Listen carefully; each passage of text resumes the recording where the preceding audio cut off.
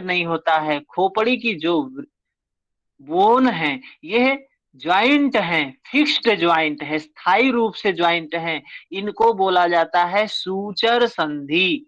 एक बार प्रश्न आया था कि यह सूचर संधि कहाँ पे पाई जाती है, सूचर ज्वाइंट्स कहाँ पे पाए जाते हैं? तो ये कहाँ है? ब्रेन में पाया जाता है। और क्या नहीं हिलता है, क्या किसमें मूवमेंट नहीं होता है? ये हमारा दांत है। दांत भी ये क्या है? ये इमूवेबल ज्वाइंट है, मूव नहीं करता है। और जिस दिन मूव करने लगता है उस दिन हम ये समझ जाते हैं कि अब इसकी लाइफ खत्म होने वाली है। तो दांत हुआ, और ये हमारा ब्रेन हुआ, खोपड़ी है, यहाँ की जो बोन्स हैं वो इमूवेबल ज्वाइंट हैं, जिनको फाइब्रस ज्वाइंट भी बोलते हैं। इनका टेक्निकल नाम है फाइब्रस ज्वाइंट। ठीक है, एक ये महत्वपूर्ण भाग है। दूसरा क्या है? Slightly movable. ये स्लाइटली मूवेबल जो ज्वाइंट्स होते हैं, ये थोड़े से मूवमेंट करते हैं। ये जो इमूवेबल थे वो तो तनिक भी मूवमेंट नहीं करते थे। अभी दांत को हिलाइए तनिक भी नहीं हिलेगा, खोपड़ी को हिलाइए तनिक भी नहीं हिलेगा। अगर दांत हिल रहा है, खोपड़ी हिल रहा है, मतलब मामला गड़बड़ है, सही नहीं है। तो और ये स्लाइटली मूवेबल में थोड़ा सा मूवमेंट होता है। उदाहरण के रूप में रिब्स हैं। और इन स्लाइटली मूवेबल जॉइंट्स को कार्टिलिजिनियस भी बोलते हैं। क्यों बोलते हैं? क्योंकि इसमें देखें, ये जो रिब्स हमने यहाँ पे लगाया है, ये जो कुछ कलरफुल दिख रहा है आगे वाला भाग, ये कार्टिलेज का बना होता है। कार्टिलेज क्या होती हैं? कार्टिलेज होती हैं जो मुलायम बोन होती हैं, जो कमजोर हड्डी होती है, उसको बोल जिसको उपास्थि बोलते हैं हम हिंदी में। कार्टिलेज, कार्टिलेज से बनी होती है, इसलिए इसमें क्या होता है? थोड़ा थोड़ा मूवमेंट होता है। तभी तो जब हम श्वास लेते हैं तो स्पाइन, ये दोनों रिब्स क्या होते हैं? ऊपर की तरफ, आउटसाइड एंड अपवर्ड, ऊपर आते हैं और बाहर जाते हैं। जब श्वास छोड़ते हैं तो ये रिब्स अंदर की तरफ, नीचे की तरफ आते हैं। यही रिब्स ड्यूरिंग प्रेगनेंसी, एक फीमेल में क्या होता है? प्रेगनेंसी के समय में यही रिब्स काम करने लगते हैं, श्वसन तंत्र का महत्वपूर्ण भूमिका अदा करने लगते हैं श्वसन में। और दूसरी चीज क्या है? दूसरा है बैक बैकबोन। ये बैकबोन देख सकते हैं, अगले वाले पीडीएफ, एक पीडीएफ और लगाया उसमें। ये बैकबोन, स्पाइन, स्पाइन में भी मूवमेंट होता है। जब हम आगे झुकते हैं, पीछे झुकते हैं, तो ये स्पाइन में ही मूवमेंट होता है। लेकिन यह मोमेंट स्लाइटली मोमेंट होता है। इसको कार्टिलिजिनियस मोमेंट, कार्टिलिजिनियस इसका नाम है, जिसको अपूर्ण संधि कहते हैं। ये पूर्ण रूप से नहीं मुड़ता है, अपूर्ण है।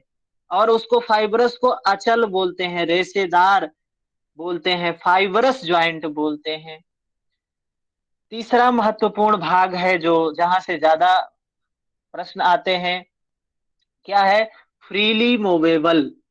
फ्रीली मूवेबल, जिसको साइनोवियल, साइनोवियल ज्वाइंट भी बोलते हैं। क्यों साइनोवियल बोलते हैं? क्योंकि इसमें साइनोवियल द्रव पाया जाता है। साइनोवियल द्रव क्या होता है?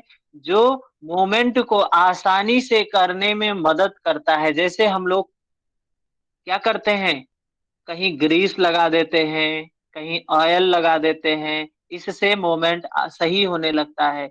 ये साइनोवियल फ्लूइड पाया जाता है, द्रव पाया जाता है यहाँ पर। इस वजह से इसको फ्रीली मूवेबल या साइनोवियल जॉइंट्स भी बोलते हैं। इसको पूर्ण संधि बोलते हैं, पूर्ण संधि। पूर्ण संधि का मतलब क्या है?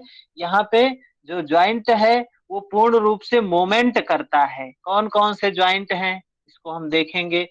तो पांच प्रमुख इसके प्रकार बताए जाते हैं। पांच प्रकारों को हमको समझना है। क्या है? ये एक बॉडी हमने शरीर लगाया है, देख रहे हैं। एक कहाँ कहाँ हमारे शरीर में ज्वाइंट होता है, इसमें एक पॉइंट आउट किया गया है कि ये हमारे शरीर का प्रमुख ज्वाइंट है। तो ये साइनोवियल जो ज्वाइंट है, फ्रीली मूवेबल ज्वाइंट है, इसके अंतर्गत पांच ज्वाइंट प्रमुख रूप से आते हैं। पहला जो ज्वाइंट होता है उसको बोलते हैं बॉल एंड सॉकेट संधि, बॉल एंड सॉकेट ज्वाइंट। ये बॉल एंड सॉकेट क्या होता है, आप किताब में इसमें पीडीएफ में देख रहे होंगे। ये जो हमारा क्या है, ये ह्यूमरस, ह्यूमरस जो है कहाँ पे जाके जुड़ता है, ह्यूमरस जाके कंधे में जो ज्वाइंट होता है वो क्या है, वो बॉल होता है और एक सॉकेट होता है, उस सॉकेट में जाके वो जुड़ जाता है ह्यूमरस। और वही चीज इसमें भी होता है, पैर में भी होता है, फीमर में। फीमर जहां पे ज्वाइंट होता है और जिस चीज के माध्यम से ज्वाइंट होता है वो बॉल होता है, और फीमर किस में ज्वाइंट होता है, पेल्विक में। वो पेल्विक में सॉकेट होता है। इस वजह से ये इसको बोलते हैं बॉल एंड सॉकेट संधि। इसमें होता क्या है, अभी देखिए अपने हाथ को हम ऊपर घुमा सकते हैं, नीचे घुमा सकते हैं, दाएं घुमा सकते हैं, बाएं घुमा सकते हैं, आगे घुमा सकते हैं, पीछे घुमा सकते हैं, चारों तरफ मूवमेंट कर सकते हैं। क्यों कर सकते हैं, क्योंकि इसमें जो ज्वाइंट है वो बॉल है, एक बॉल उसमें पड़ी हुई, अब उसको किधर भी घुमाया जा सकता है। आप देख रहे होंगे पीडीएफ को देखने से ज्यादा बात समझ में आती है। यह ज्वाइंट कहाँ कहाँ का है, एक तो ज्वाइंट है कहाँ पर, एक है ह्यूमरस का, ह्यूमरस, ह्यूमरस कहाँ पे जुड़ा होता है, ह्यूमरस जुड़ा होता है कंधे में। और एक है फीमर, फीमर कहाँ जुड़ा होता है, पेल्विक में। ये जो पेल्विक से फीमर जाके जुड़ा है, जो ह्यूमरस कंधे से जाके जुड़ा है, ये क्या है, ये बॉल एंड सॉकेट संधि है। ठीक है, समझ में आई बात। इसमें क्या क्या होता है, फ्लेक्शन होता है, एक्सटेंशन होता है, अबडक्शन होता है, अडक्शन होता है, रोटेशन होता है, कुछ भी इसको घुमा सकते हैं, किधर भी घुमाते हैं।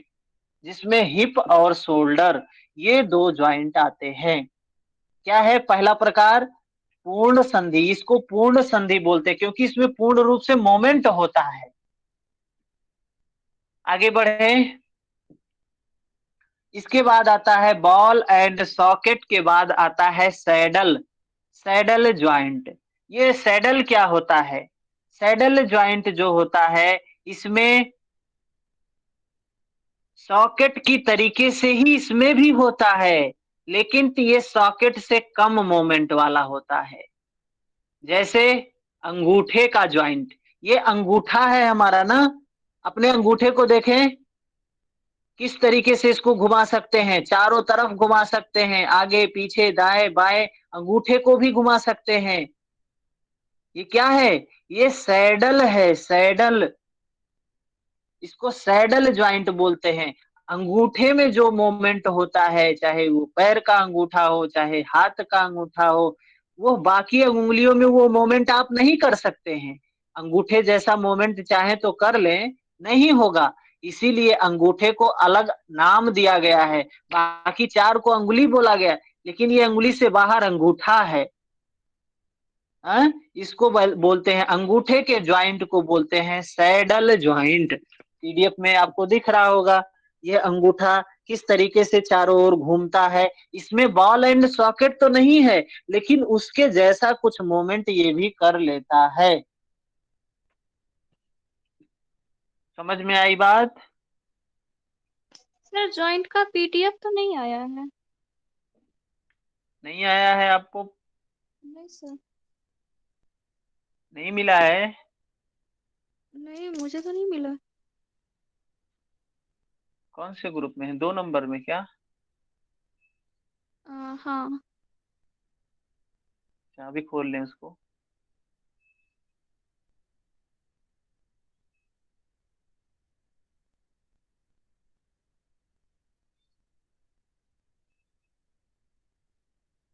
ठीक है, बॉल एंड सॉकेट पहला ज्वाइंट था, दूसरा सैडल ज्वाइंट जिसमें अंगूठे की अंगुली को बोलते हैं, अंगुली का ज्वाइंट जो होता है। तीसरा ज्वाइंट होता है हिंज, पिछले साल प्रश्न आया था, हिंज ज्वाइंट कहाँ पर पाया जाता है? हिंज ज्वाइंट पिछले साल का प्रश्न है ये, यूजीसी नेट का योग के सेकंड पेपर का ये प्रश्न था कि हिंज ज्वाइंट कहाँ पर पाया जाता है। हिंज क्या होता है? जिसको कब्जा संधि बोलते हैं, हिंदी में इसको बोलते हैं कब्जा संधि। कब्जा संधि क्या होती है? जिसमें जैसे दरवाजे में कब्जा लगा होता है, दरवाजे में क्या लगा होता है? कब्जा। दरवाजा एक तरफ खुलता है, एक तरफ बंद होता है। ऐसे ही ये हमारे शरीर के कौन से भाग में है कि दूसरी तरफ मोमेंट नहीं होता है? एक तो है कोहनी। ये कोहनी में देखिए, हाथ को हम आगे मोड़ते हैं, सीधा करते हैं, लेकिन सोचो कि नीचे चला जाए तो नीचे नहीं जाएगा। क्यों नहीं जाता है? क्योंकि वहां कब्जा लगा हुआ है, हिंज है, वहां एक लॉक लगा हुआ है जिसको हिंज ज्वाइंट बोलते हैं, कब्जा संधि बोलते हैं। ऐसे ही पैरों में स्थिति है, तो हिंज ज्वाइंट कहाँ कहाँ पाया जाता है? घुटने में और कोहनी में। घुटने और कोहनी में हिंज ज्वाइंट पाया जाता है। और कहाँ पाया जाता है, किसी को पता है? फिंगर्स में। ये फिंगर भी देखिए पीछे नहीं जाती हैं, जो हड्डी है वहां पे लॉक हो जाती है। मेनली हमें, हमारे लिए इम्पोर्टेंट है कब्जा संधि। हिंज ज्वाइंट कहाँ पे पाया जाता है? तो कोहनी में, एल्बो और नी, घुटने में, ये दो जगह पे कहाँ हिंज ज्वाइंट पाया जाता है, जिसको कब्जा संधि बोलते हैं। ठीक है। इसके बाद चौथा चौथा जो ज्वाइंट है उसको बोलते हैं पाइवोट संधि, पाइवोट ज्वाइंट। ये पाइवोट ज्वाइंट क्या है? ये गर्दन में पाई जाती है। आप अगले देख रहे होंगे उसमें गर्दन। और ये गर्दन में दो प्रकार का ज्वाइंट होता है, गर्दन में जो होता है दो प्रकार का ज्वाइंट होता है। आप सभी को हमने कल बताया था, C7 स्पाइन में C7 होता है। और इस C7 में जो ऊपर वाली बोन होती है और इस ये खोपड़ी की जो लास्ट स्कल की जो बोन होती है, ये जो दोनों जुड़ती हैं, इनको बोलते हैं इलिप्सॉइड। ये इलिप्सॉइड क्या करता है? आगे और पीछे आने में मदद करता है। ये ज्वाइंट क्या काम करता है? आगे पीछे, आगे पीछे, जो हम अपने गर्दन को आगे पीछे करते हैं, ये C1 और स्कल, खोपड़ी का जो पहला बोन होता है, जो दोनों आपस में जुड़े होते हैं, ये दोनों आगे पीछे सिर को करने में मदद करते हैं, मूवमेंट देने में मदद करते हैं। वहीं पर ये जो पाइवोट ज्वाइंट है, ये क्या है? C1 और C2। C1 सर्वाइकल का जो ये C7 होता है, इसमें से पहली और दूसरी जो आपस में निर्माण करती हैं, जो ज्वाइंट बनाती हैं, ये क्या, इनका काम क्या है? गर्दन को दाएं बाएं घुमाने में मदद करना। तो ये पाइवोट ज्वाइंट कहाँ पे पाया जाता है? गर्दन में। और इस गर्दन का और क्या काम है? ये ऊपर भी देखे हल्का सा हो जाता है। पाइवोट मतलब खूंटी संधि इसको बोल सकते हैं। पाइवोट क्या है? इसका नाम हम बोल सकते हैं खूंटी। खूंटी जैसे दीवालों पर गाड़ते हैं हम लोग, दीवाल में जो खूंटी गड़ती है, या फिर पशुओं को बांधने के लिए जो खूंटा गाड़ा जाता है, किस स्थिति में होता है?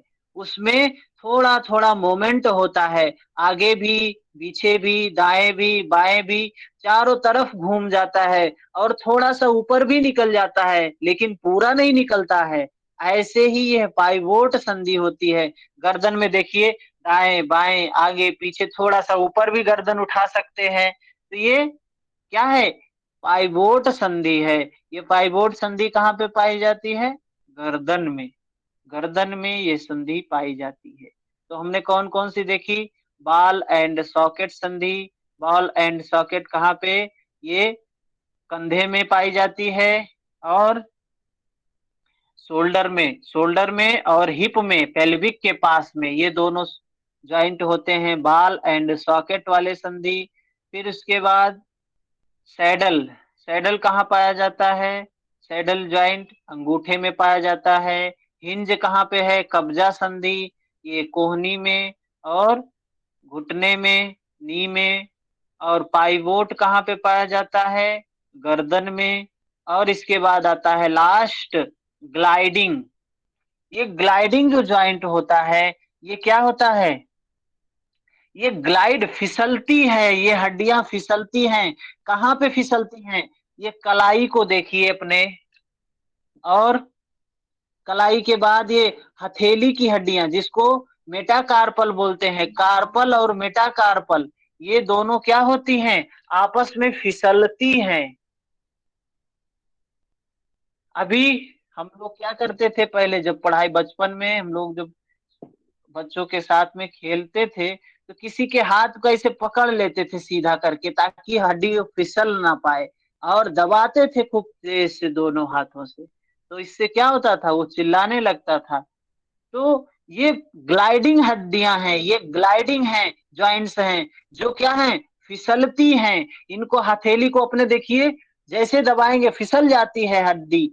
ये फिसलने के कारण ही हम हथेली बना सकते हैं, अपने हाथ में कुछ ले सकते हैं। यहाँ पे कौन से ज्वाइंट हैं? Gliding joint. और कहाँ पे होते हैं ये? कार्पल में, मेटाकार्पल में ये ग्लाइडिंग ज्वाइंट पाए जाते हैं। ठीक है, समझ में आया? ज्वाइंट समझ में आया? यही ज्वाइंट हमें तैयार यस। रखना है। इतने ही हमारे लिए इम्पोर्टेंट की चीजें हैं, जिसमें जी। क्या देखा? तीन प्रकार के ज्वाइंट हैं। एक है इमूवेबल, दूसरा है स्लाइटली मूवेबल, तीसरा है फ्रीली मूवेबल। इमूवेबल को फाइब्रस ज्वाइंट बोलते हैं, स्लाइटली मूवेबल को कार्टिलेजिनियस बोलते हैं, और फ्रीली मूवेबल को साइनोवियल ज्वाइंट्स बोलते हैं। हिंदी में इमूवेबल को अचल संधि बोलते हैं। क्यों? क्योंकि ये चलती नहीं है। और स्लाइटली मूवेबल अपूर्ण संधि है, थोड़ा थोड़ा चलती है। वहीं फ्रीली मूवेबल पूर्ण मूवेबल, पूर्ण संधि है, इसमें मोमेंट होता है। इस फ्रीली मूवेबल को 5 भागों में बांटा गया। बाल एंड सॉकेट, जिसमें ये कंधे की और हिप की, पेल्विक की जो बोन है, जो ज्वाइंट है। और फिर सैडल जो अंगूठे के पास है, हिंज जो घुटने और कोहनी में है, पाइवोट जो गर्दन में है, ग्लाइडिंग जो कार्पल, मेटाकार्पल, टार्सल, मेटाटार्सल, ये ग्लाइडिंग बोन है। इतनी बोन हमने यहाँ पे समझा। ठीक है, अब इसका अलग अलग जगहों पे थोड़ा सा इस अलग भी बताया जा सकता है। कहीं पे प्लेन बता देते हैं, तो कहीं पे ये पाइवोट में दो बता देते हैं, इलिप्सॉइड, पाइवोट। तो ये बातें हैं पांच, मेनली हमें पांच ही हमारे लिए सफिशियंट है। इसके बाद क्या बात आता है कि हमने देखा था कि टिश्यू, टिश्यू के बारे में हमने पढ़ा था, क्या क्या होते हैं, कितने प्रकार के टिश्यू होते हैं। हमने इसके पहले वाले क्लास में देखा था। क्या है? जिसमें मस्कुलर, न्यूरॉन, कनेक्टिव, एडिपोज, ये टिश्यू देखा था। तो टिश्यू क्या है? ये कनेक्टिव टिश्यू है, संवहनीय ऊतक है। इसमें ये जो बोन है, ये जो ज्वाइंट होता है बोन का, इसमें साइनोवियल ज्वाइंट पाया जाता है, जिसके कारण इसमें जो फ्रीली मूवेबल हो रही है, ये साइनोवियल द्रव के कारण हो रही हैं। साइनोवियल द्रव ग्रीस का काम करता है, तेल का काम करता है। और यही जब साइनोवियल द्रव कम हो जाता है, लिक्विड कम हो जाता है, तो क्या होता है? वहां पे हमारे शरीर के उन भागों पे यूरिक एसिड जमा हो जाता है। और ये यूरिक एसिड क्या काम करता है? पेन, बहुत दर्द होता है, ज्वाइंट में पेन होता है। जैसे जो बूढ़े लोग होते हैं, उनके शरीर में यूरिक एसिड जब बढ़ता है, तो इन ज्वाइंट्स पे, खास करके घुटने के ज्वाइंट में, कमर के ज्वाइंट्स में जाके ये यूरिक एसिड जमा हो जाता है। और यूरिक एसिड जमा हो जाने से उसमें ये साइनोवियल द्रव कम हो जाता है, जिससे उनको बहुत ही भयानक दर्द का सामना करना पड़ता है। बैठ नहीं पाते हैं, चल नहीं पाते हैं, सो नहीं पाते हैं, दर्द इतना होता है। जहां बैठे रहेंगे हिलने का मन नहीं करेगा, इतना दर्द होता है उससे, ये यूरिक एसिड बढ़ जाने के कारण। ठीक है। और हमने देखा था ये मसल्स जो हैं, मसल्स और बोन ये आपस में जुड़ी होती हैं। हमने देखा था कि क्या ये बोन जो हमारा स्केलेटन है इसका निर्माण बोन से हुआ है। और किससे हुआ है? बोन के साथ में इसमें कार्टिलेज का उपयोग है। कार्टिलेज क्या है? जो कमजोर हड्डी है, ये कार्टिलेज है। लेकिन ये बोन और अस्थि को कौन जोड़ता है? बोन और अस्थि को जोड़ने का काम कौन करता है? बोन और मांस और अस्थि, मांस मसल्स और बोन, इनको जोड़ने का काम जो मसल्स करती हैं उनको बोलते हैं टेंडन मसल। टेंडन मसल बोलते हैं। एक हमने आगे लगाया हुआ है, देख सकते हैं उसमें कि यह मसल को कैसे हड्डी से जोड़ रहा है। हड्डियों को मसल से जो जोड़ती हैं उनको बोलते हैं टेंडन। टेंडन को याद करने का एक तरीका है, एक टेंडन, एक मसल, टेन, एक बोन, टेन मसल से जोड़ती है टेंडन, इसको समझ सकते हैं। टेंडन क्या है? ये मसल को, मांस को किससे जोड़ती है? बोन से जोड़ती है। एक बोन से कई मसल्स को जोड़ देती है, टेंडन मसल्स जो होती है। इसके बाद क्या होता है? लीगामेंट। ये लीगामेंट क्या होता है? बोन से बोन को जोड़ने का काम करता है लीगामेंट। लीगामेंट क्या करता है? बोन से बोन को जोड़ने का काम करता है लीगामेंट। जब कहीं एक्सीडेंट वगैरह होता है तो किसी किसी का लीगामेंट टूट जाता है, तो ये लीगामेंट क्या करता है? बोन से बोन को जोड़ता है। टेंडन बोन से मांस को जोड़ती है। और ये कार्टिलेज क्या करती है? कार्टिलेज ये हड्डियों के उस जोड़ के पास में होती है, मुलायम हड्डी होती है ये सिर्फ उस वो हड्डियां आपस में लड़े ना, आपस में टकराए ना, इसलिए ये कार्टिलेज होती हैं, कमजोर हड्डियां होती हैं। विश्वजीत जी कुछ कह रहे हैं?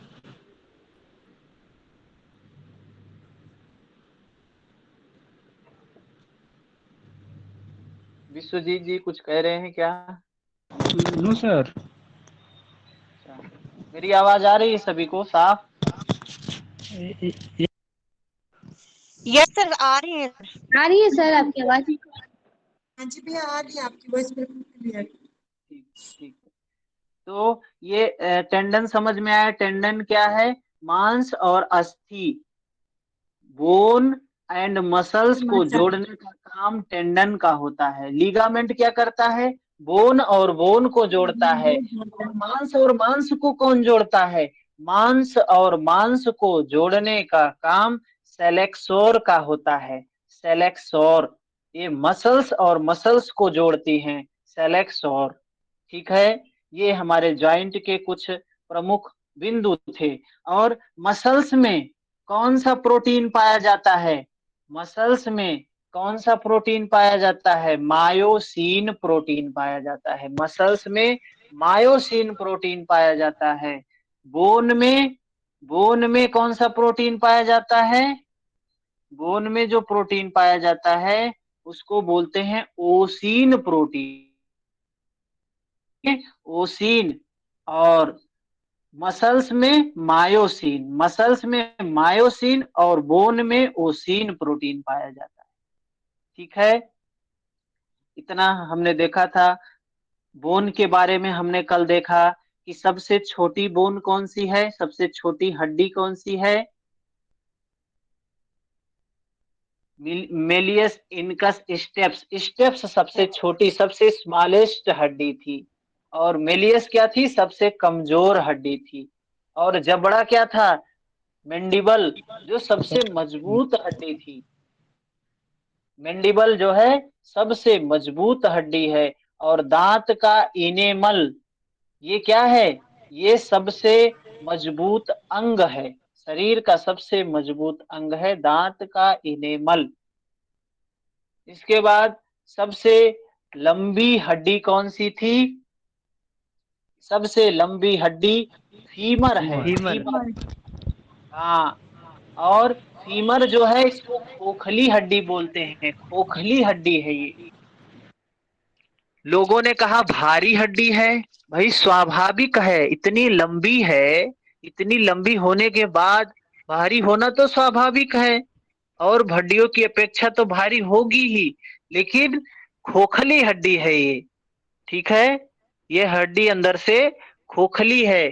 खोखली आया है ये प्रश्न, किसी आईएएस के एग्जाम में आया हुआ है कि खोखली उरु अस्थि कहाँ पाई जाती है।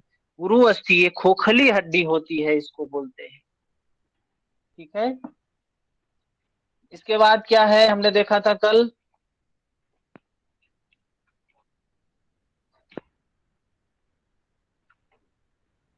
रिब्स में हड्डी की संख्या कितनी होती है? रिब्स में हड्डियों की संख्या कितनी होती है? 24 हाँ? टेक्स्ट कम होती है, वैसे 24 लिट्स होती है।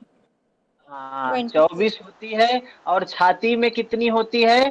चेस्ट में 25, और वर्टिब्रल में 26।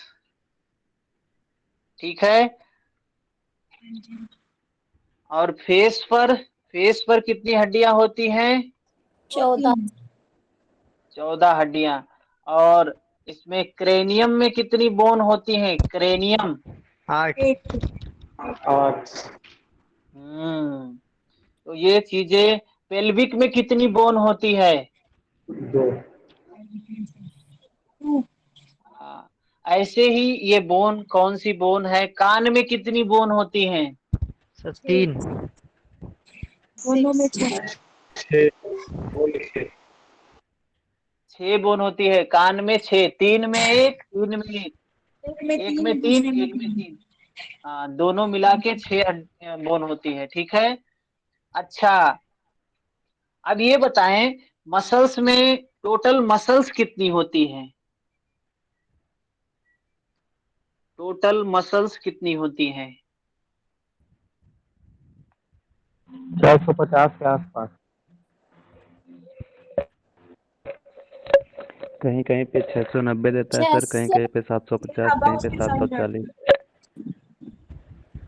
639, 639 मसल, 639, 639, 639, 639 मसल्स होती हैं।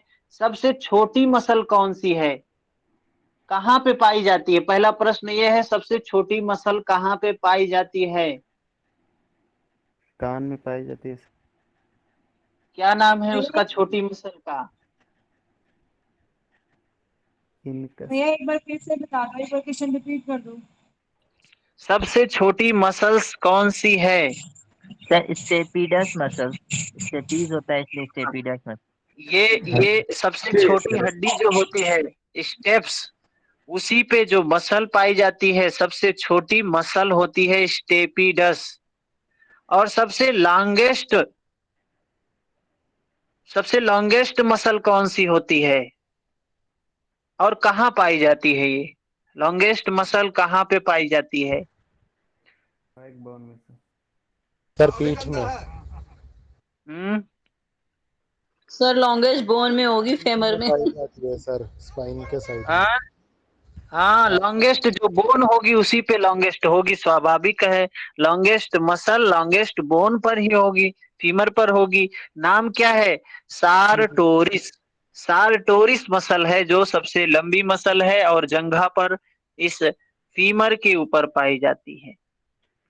ठीक है, सर क्या नाम है इसका? सारटोरिस। हाँ, सारटोरिस मसल। सारटोरिस, सारटोरिस मसल। एस एस से होता है। हाँ, एस, सारटोरिस, नेट पे देख सकते हैं, सारटोरिस। ठीक है जी। इसके बाद है, सबसे बड़ी मसल कौन सी है? ये तो लंबी थी, लंबी थी, जैसे सेल में हमने पढ़ा था, सबसे लंबी सेल कहाँ पाई जाती है? तो कहाँ पे पाई जाती है लंबी सेल, कहाँ पे पाई जाती है? न्यूरॉन। न्यूरॉन। न्यूरॉन में। और सबसे बड़ी सेल लिवर। नहीं, और ओवम। बटा ओवम सबसे बड़ी सेल फीमेल में जो ओवम अंडाणु होता है उसमें होता है, बड़ी सेल होती है। और स्मॉलेस्ट सेल कहाँ पाई जाती है? में। स्पर्म में। और इसमें इसी प्रकार से लार्जेस्ट जो बड़ी बोन होती है, लार्ज बोन होती है, वो कहाँ पे पाई जाती है? बड़ी बोन और बड़ी मसल्स कहाँ पे पाई जाती है? हम्म बड़ी मसल्स में होता है। हाँ, मैक्सिमस। Yes sir. मैक्सिमस है, कहाँ पे है? ये कूल्हे पर है, मैक्सिमस है। सबसे बड़ी मसल पाई जाती है मैक्सिमस, कूल्हे पर, जहाँ पे इंजेक्शन लगाते हैं। ग्लूटस मैक्सिस मैक्सिमस करके कहते हैं सर इसको। ग्लूटियस होता है मैक्सिमस, ग्लूटियस मैक्सिमस को बोलते हैं, पूरा नाम है मैक्सिमस। ये मैक्सिमम क्या है? Largest Maximus. ठीक, तो ये हमारे कुछ सर क्या नाम है बिगेस्ट मसल का? Gluteus. Gluteus Maximus. Gluteus Maximus, Maximus. Gluteus Maximus. ठीक है। Gluteus Maximus. हाँ, अब हमारा जो टॉपिक बचा है, अ, हम सिर्फ अभी एक ही करने वाले हैं, ब्रेन को। ब्रेन हमको करना है, ब्रेन के भाग को पढ़ना है। और क्या बच टोटल रहा है? मसल कितनी बताइए? सर टोटल मसल कितने होते हैं सर? 639। 639। मशीन से मशीन को जोड़ने वाला क्या बताया था आपने सर? सेलेक्सोर। सेलेक्सोर मसल्स से मसल्स सर को इसकी जोड़ने स्पेलिंग का बताना, काम। मसल से मसल जोड़ने वाली। SELEXOR। SELE। XOR। ठीक है जी। और तो इतना हमारा काफी एनाटॉमी का चैप्टर काफी कवर हो गया है। एक महत्वपूर्ण है ब्रेन से संबंधित, उसको भी कवर कर लेंगे एक दो दिन में। आज हमारा 3 हो गया, 2 दिन में कवर कर लेंगे। ठीक है, और किसी का सर कोई प्रश्न डिजीज हो तो? सर डिजीज भी इसके अंदर आते हैं सर, एनाटॉमी के अंदर जो डिजीज है, डिजीज का एक पोर्शन है ना सिलेबस में।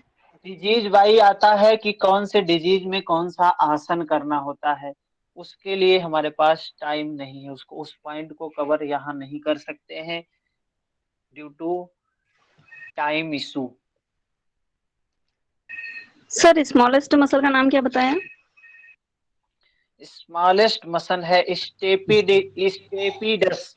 ये कान में पाई जाती है, स्टेपीडस।